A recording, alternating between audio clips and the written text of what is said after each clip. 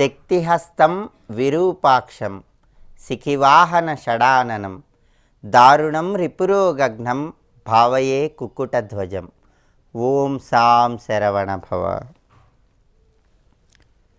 కలియుగంలో విద్యార్థులు విద్యారంగంలో విశేషంగా రాణించటానికి, పోటీ పరీక్షలలో అత్యున్నత స్థాయిలో రాణించటానికి, ఐఏఎస్, ఐపీఎస్ ఇటువంటి ప్రభుత్వ అధికార పదవుల కోసం చేసే ప్రయత్నాలలో, వాటి కోసం వ్రాసే పరీక్షలలో విజయాలను సిద్ధింపజేసుకోవటానికి అద్భుతమైనటువంటి ప్రజ్ఞా పాటవాలు, మేధాశక్తి, తెలివితేటలను పెంపొందింపజేసుకోవటానికి సుబ్రహ్మణ్యేశ్వర స్వామి వారి ఆరాధన విశేషంగా సహకరిస్తుంది.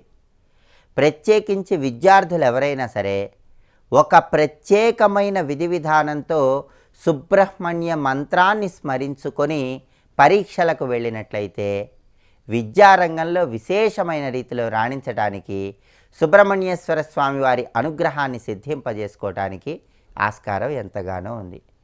సుబ్రహ్మణ్య అనే నామాన్ని మనం జపిస్తేనే చాలు, అద్భుతమైనటువంటి ప్రజ్ఞా పాటవాలు, మేధాశక్తి, తెలివితేటలు మనకు లభిస్తాయి. దానికి కారణం ఏంటంటే, సుబ్రహ్మణ్య అనే నామంలో ఉన్న అర్థాన్ని మనం పరిశీలించినట్లయితే బ్రహ్మణ్యం అంటే పరబ్రహ్మ అని అర్థం, సుబ్రహ్మణ్యం అంటే శుద్ధ పరబ్రహ్మ అని అర్థం.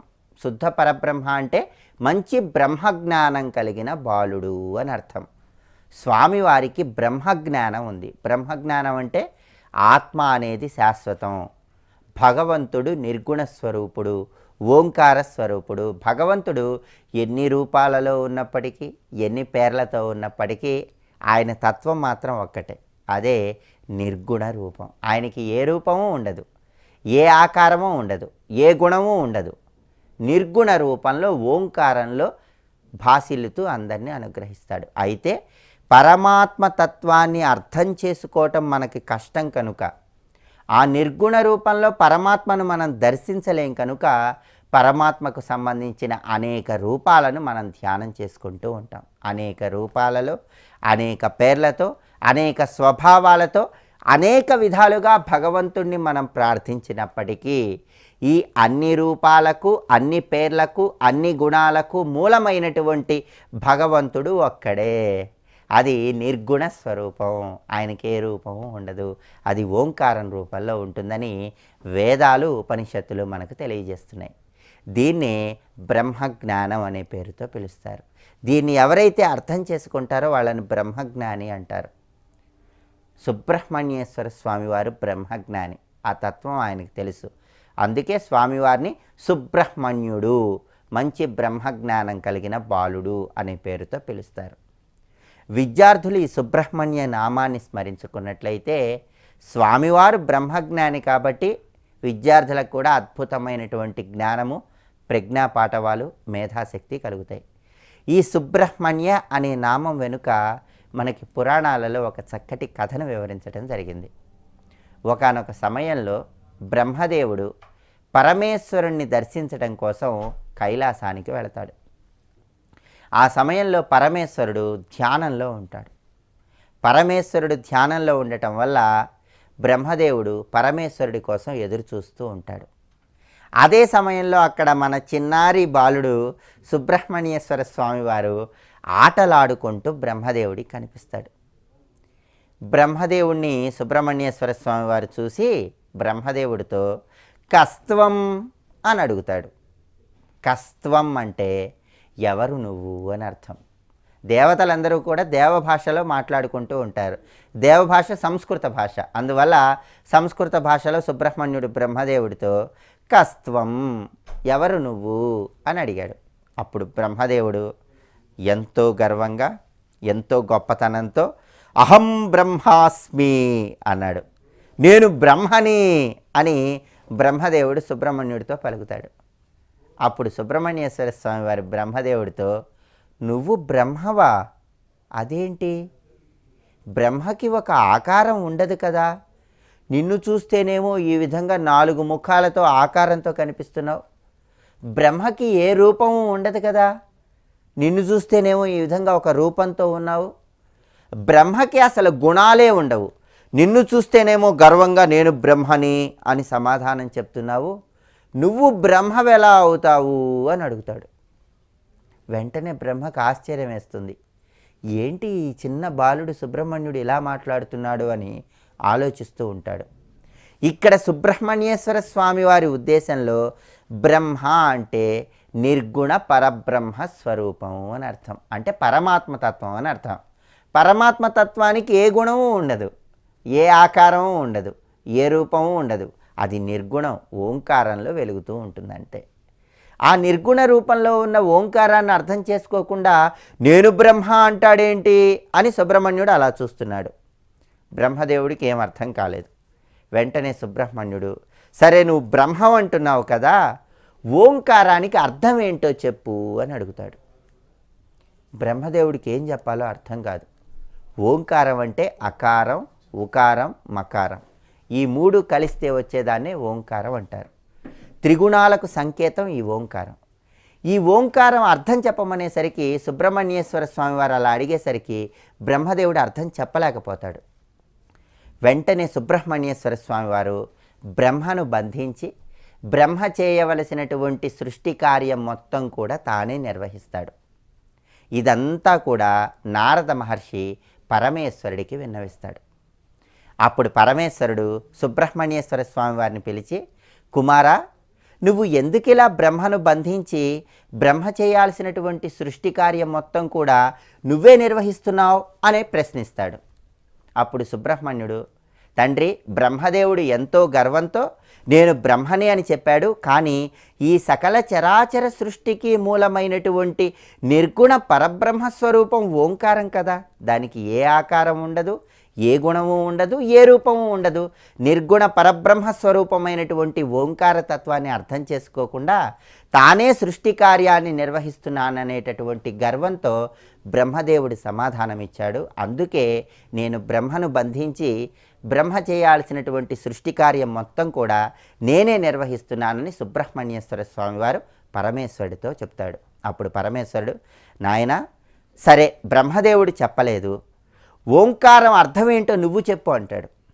అప్పుడు ఓంకార పరబ్రహ్మతత్వంలో దాగి ఉన్న పరమార్థం మొత్తం సుబ్రహ్మణ్యేశ్వర స్వామివారు ఈశ్వరుడికి వివరిస్తాడు. నాయన, నువ్వు ఓంకార స్వరూపుడివే, అయితే ఒక చిన్న విషయాన్ని మర్చిపోయావు. అది ఏంటంటే సృష్టి, స్థితి, లయ, ఈ మూడు నిర్వహించటానికి బ్రహ్మ, విష్ణువు, నేను ముగ్గురు కూడా నియమించబడ్డాం. మా ముగ్గురిలో ఎవరి పట్ల అపరాధం చేసినప్పటికీ అది మా ముగ్గురికి వర్తిస్తుంది. నువ్వు ఈ చిన్న విషయాన్ని మర్చిపోయావు కదా, నువ్వు బ్రహ్మను బంధించి చాలా తప్పు చేశావు అని చెప్పి పరమేశ్వరుడు సుబ్రహ్మణ్యుడితో చెప్తాడు. అప్పుడు సుబ్రహ్మణ్యేశ్వర స్వామి వారు, తండ్రి, నేను చేసినటువంటి తప్పుకు నాకు ఏదైనా శిక్షను విధించండి అని ప్రార్థిస్తాడు.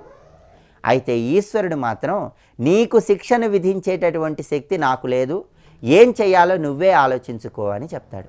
అప్పుడు సుబ్రహ్మణ్యేశ్వర స్వామివారు బాగా ఆలోచించి బ్రహ్మదేవుణ్ణి ఆయన బంధించినప్పుడు, బ్రహ్మదేవుణ్ణి ఆయన గాయాలతో ఇబ్బంది పెట్టినప్పుడు బ్రహ్మదేవుడు బాధపడ్డాడు కదా. ఏ విధంగా అయితే బ్రహ్మదేవుడి శరీరం మీద గాయాలు, వ్రణాలు ఏర్పడ్డాయో ఆ విధంగా తను కూడా గాయాలను కలిగి ఉన్నట్లయితే ఈ దోష పరిహారం అవుతుందనే ఉద్దేశంతో ఆయన సర్పరూపంలోకి మారిపోయి, సర్పం పైన ఉండేటటువంటి చారలు గాయాలకు సంకేతం కాబట్టి ఆ విధంగా చారలను కలిగి ఒక సర్పరూపాన్ని ధరించాడని పురాణాలలో వర్ణించడం జరిగింది. అందువల్ల బ్రహ్మకు చేసినటువంటి అపరాధానికి సంకేతంగా ఆ అపరాధాన్ని తొలగింపజేసుకోవటానికి సుబ్రహ్మణ్యేశ్వర స్వామివారు ఒక సర్పరూపాన్ని ధరించి భూలోకంలో తపస్సును ఆచరించుకుంటున్నారు. అప్పుడు పార్వతీదేవి తన కుమారుడి యథారూపాన్ని దర్శించాలనే ఉద్దేశంతో సుబ్రహ్మణ్యేశ్వర స్వామి వారి కోసం ఒక వ్రతాన్ని ఆచరిస్తుంది. ఆ వ్రతాన్ని ఆచరించిన తర్వాత తిరిగి సుబ్రహ్మణ్యేశ్వర స్వామి వారు బాలుడి రూపంలో తన తండ్రికి దర్శనమిస్తారు. ఇది మనకు పురాణాల్లో చెప్పబడినటువంటి కథ. అందువల్ల ఈ కథను మొత్తం మనం పరిశీలిస్తే సుబ్రహ్మణ్యేశ్వర స్వామి వారు బ్రహ్మజ్ఞాని, ఓంకారానికి అర్థం చెప్పిన మహాశక్తివంతమైనటువంటి పరమాత్మ అనే విషయం మనకు తెలుస్తుంది. అందువల్ల విద్యార్థులు ఎవరైనా సరే అద్భుతమైనటువంటి మేధాశక్తిని సిద్ధింపజేసుకోవాలంటే తెలివితేటలను పెంపొందింపజేసుకోవాలంటే మంగళవారం రోజు ఒక గ్లాసులో నీళ్లు తీసుకొని ఆ గ్లాసు నీళ్ల మీద మీ అరచేతిని ఉంచి విద్యార్థులందరూ ఓం సుబ్రహ్మణ్యాయ నమః అనే మంత్రాన్ని మనస్ఫూర్తిగా 21 సార్లు జపించుకోండి. మీరు ఓం సుబ్రహ్మణ్యాయ నమః అనే మంత్రాన్ని జపించే సమయంలో మీ అరచెయ్యి ఆ గ్లాసులో ఉన్నటువంటి నీళ్ల మీద ఉండాలి. అలా మంత్రాన్ని జపించిన తర్వాత ఆ నీళ్లు మీరు తాగివేయండి. ఇలా చేస్తే సుబ్రహ్మణ్య అనే ఆ నామంలో ఉన్న శక్తి మొత్తం ఆ నీటిలోకి ప్రవేశించి ఆ నీరు త్రాగటం వల్ల విద్యార్థులందరూ ప్రజ్ఞా పాఠవాలు మేధాశక్తిని పెంపొందింపజేసుకుని విద్యారంగంలో విశేషంగా రాణించవచ్చు.